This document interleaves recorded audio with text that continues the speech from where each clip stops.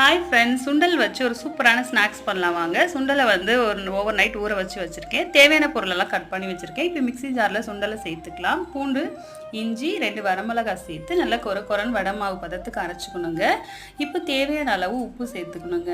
அதுக்கப்புறம் வடைனாலே சோம்பு சேர்த்தாங்க டேஸ்ட்டு. 1 ஸ்பூன் சோம்பு சேர்த்துக்கலாம். கருவேப்பிலை பொடியாக கட் பண்ணி சேர்த்துக்கலாங்க. வெங்காயம் ஒரு பெரிய சைஸ் சேர்த்துக்கலாம். ஒரு கைப்பிடி வந்து முருங்கைக்கீரையை வாஷ் பண்ணி உள்ளே சேர்த்துக்கலாங்க. எல்லாமே இப்போ வடை மாவு பதத்துக்கு பெசரி வச்சுக்கணுங்க. எண்ணெய் நல்லா காஞ்சிட்டு இருக்குது. இப்போ வடை மாதிரி தட்டி உள்ளே போட்டு பொரிச்சுக்கலாங்க. ரொம்ப டேஸ்ட்டாக சூப்பராக இருக்குங்க. அதுக்கப்புறம் நான் எப்பயுமே வடை பண்ணாலே கடைசியாக ஒரு கை வந்து பார்த்திங்கன்னா பக்கோடா மாதிரி போட்டு பொரிச்சு எடுப்பேங்க. இந்த மாதிரி போட்டு எடுத்துக்கிட்டாலும் குழந்தைங்க வடையை விட பக்கோடாவை ரொம்ப விரும்பி சாப்பிடுவாங்க. சுண்டெல்லாம் வேக வச்சு கொடுத்தா சாப்பிட மாட்டேன்றவங்களுக்கு இந்த மாதிரி கொடுங்க. ரொம்ப சத்துங்க. ட்ரை பண்ணுங்கள். முருங்கைக்கீரை இல்லை சிறுகீரை நீங்கள் எந்த கீரை வேணால் சேர்த்துக்கலாம். தேங்க்ஸ் ஃபார் வாட்சிங் நவானவி கிச்சனை. சப்ஸ்கிரைப் பண்ணுங்கள், லைக் பண்ணுங்கள், ஷேர் பண்ணுங்கள். பாய்.